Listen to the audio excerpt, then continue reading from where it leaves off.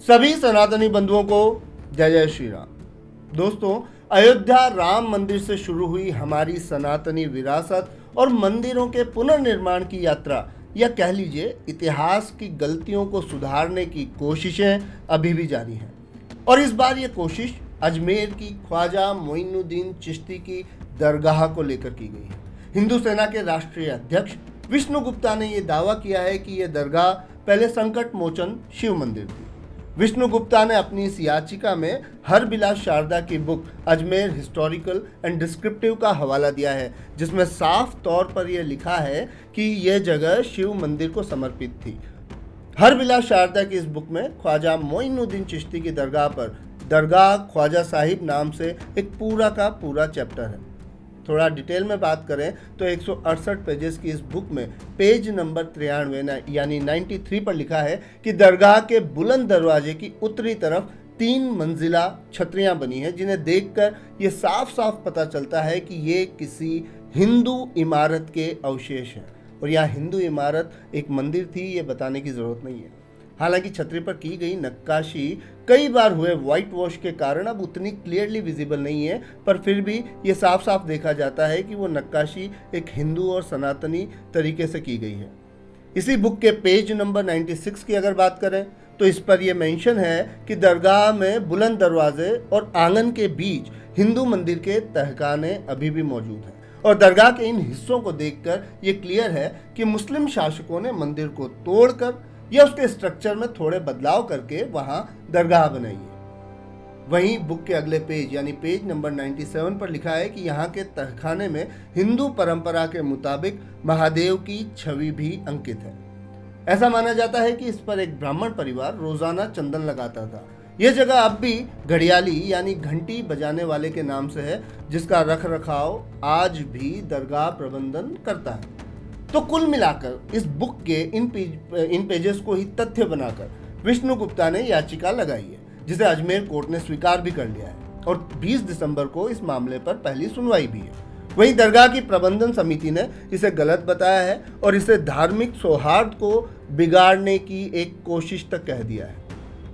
अब वैसे देखा जाए तो अजमेर शरीफ की दरगाह को लेकर धार्मिक सौहार्द बिगाड़ने वाली बात थोड़ी सी अजीब है, क्योंकि अगर आंकड़ों पर विश्वास करें तो अजमेर की इस दरगाह पर आने वाले लोगों में से 60% लोग हिंदू ही हैं। जी हाँ, आपको ये जानकर थोड़ा सा आश्चर्य जरूर हो सकता है, पर यही सच है। हालांकि मैं किसी की भी धार्मिक विश्वास और आस्था पर किसी भी प्रकार का कोई भी सवाल नहीं उठाना चाहता, पर क्या अजमेर की दरगाह पर चादर चढ़ाने वाले उन हिंदुओं को नहीं लगता कि अगर ये मजार किसी मंदिर के ऊपर बनी है तो उन्हें भी इस पूरे मामले में सनातन का साथ देना चाहिए?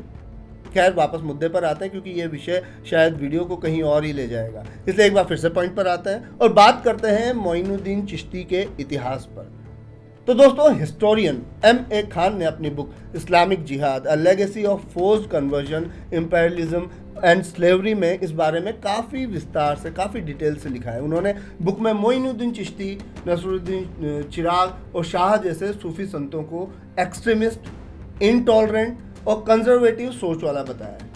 हालांकि ये बात भी सच है कि उन्होंने चिश्ती को कुछ चीज़ों के लिए जो इस्लाम में हराम बताई गई हैं, इस्लाम में गलत बताई गई हैं, जैसे नाच गाना, म्यूज़िक, इन सब को लेकर काफ़ी ओपन माइंडेड बताया है। पर वहीं ये बात भी सच है कि हिंदुओं पर हो रहे अत्याचारों पर उन्होंने कभी कोई आवाज़ नहीं उठाई। इसके उलट उन्होंने मुस्लिम कट्टरपंथी शासकों का साथ ही दिया। एक ओलिया यानी सूफी संत के बारे में लिखते हुए वो बताते हैं कि उन्होंने अपने शिष्य शाह जलाल को 350 और बिल्कुल एग्जैक्टली बात करूं तो 360 लोगों के साथ बंगाल के हिंदू राजा के खिलाफ जिहाद छेड़ने के लिए भी भेजा था।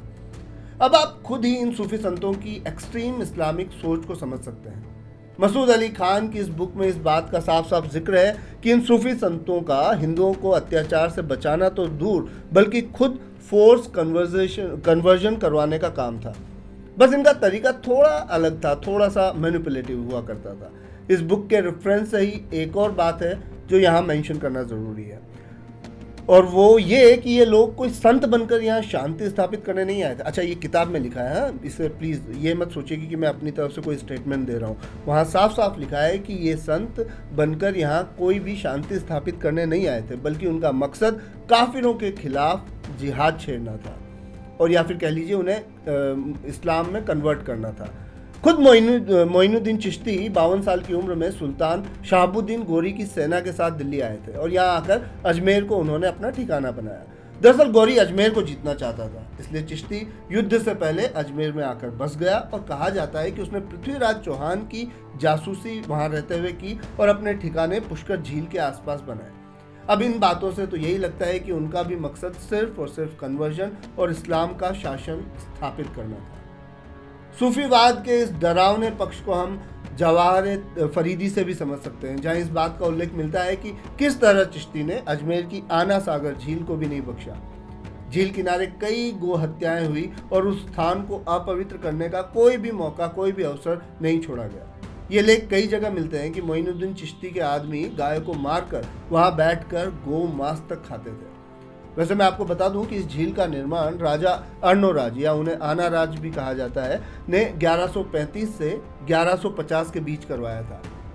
और दोस्तों ये राजा कोई और नहीं बल्कि सम्राट पृथ्वीराज चौहान के दादा थे, पर आज इसे भी मोइनुद्दीन चिश्ती से जोड़कर इस्लाम की एक पवित्र झील बताया जाता है, जबकि इतिहास इसके ठीक उलट है। दोस्तों अजमेर को आज हिंदू मुस्लिम समन्वय वाले शहर के रूप में देखा जाता है, वहीं इन सो कॉल्ड सूफी संतों को मुक्ति का मार्ग दिखाने वाला बताया जाता है, जबकि सच्चाई यह है कि इनका भारत आने का मकसद फोर्स कन्वर्जन, हमारी धार्मिक भावनाओं को, आस्थाओं को क्षत विक्षत करना था। ये भी भारत में इस्लाम का साम्राज्य ही स्थापित करना चाहते थे। और सिंपल सा लॉजिक है, आप इस लॉजिक से इस बात को समझिए कि इसी कारण से, क्योंकि उनका भी मकसद जिहाद करना ही था, लोगों को मुस्लिम में इस्लाम में कन्वर्ट करना ही था, और इसी कारण उन्हें मुस्लिम शासकों का पूरा सपोर्ट मिलता था। तराइन के युद्ध की बात करें तो इस किताब में इस बात का भी जिक्र मिलता है कि खुद मोइनुद्दीन चिश्ती ने पृथ्वीराज चौहान को पकड़वाने में मदद की थी। चिश्ती ने दावा किया था कि उसने पिथौरा यानी पृथ्वीराज चौहान को पकड़ लिया और गौरी की सेना को सौंप दिया। अब और क्या सबूत चाहिए कि उसका मकसद भी सिर्फ जिहाद था, ना कि लोगों की भलाई। वह एक एक्सट्रीमिस्ट आदमी था और आज इसी आदमी की मजार पर चादर चढ़ाने हम में से कई हिंदू जाते हैं। यहाँ इस बात को समझिए कि यह प्रश्न उन हिंदुओं की आस्था पर नहीं उठाया जा रहा है, मैं प्रश्न उठा रहा हूँ उनकी अज्ञानता पर, जो बिना इतिहास को जाने बस लगे पड़े हैं अपनी झोली भरवाने में। खैर, आप किसे अपना आदर्श बनाना चाहते हैं ये पूरी तरह से आपके ऊपर निर्भर करता है। मैं बस इतना कहूँगा कि यदि आप कुछ और नहीं कर सकते तो कम से कम जो लोग खड़े होकर फिर से सनातन संस्कृति की स्थापना और उसका पुनर्जागरण करने में लगे हैं, उनकी टांग मत खींचिए। ये समय की मांग है कि हम उनका साथ दें, ना कि सेकुलरिज्म की पुंगी बजाते रहें। यकीन मानिए, बटेंगे तो कटेंगे केवल एक नारा नहीं बल्कि सच्चाई है। तो क्यों ना हम अलग अलग जातियों के ना होकर केवल सनातनी हो जाए, केवल एक बार। बाकी आपके इस बारे में क्या विचार है हमें ज़रूर बताइए। आज के वीडियो में इतना ही। वीडियो अगर आपको पसंद आई है, इन्फॉर्मेटिव लगी है और आंखें खोलने वाली लगी है तो वीडियो को लाइक और चैनल को सब्सक्राइब जरूर कीजिए और साथ ही साथ इसे ज़्यादा से ज़्यादा शेयर करें। धन्यवाद। जय जय श्री राम।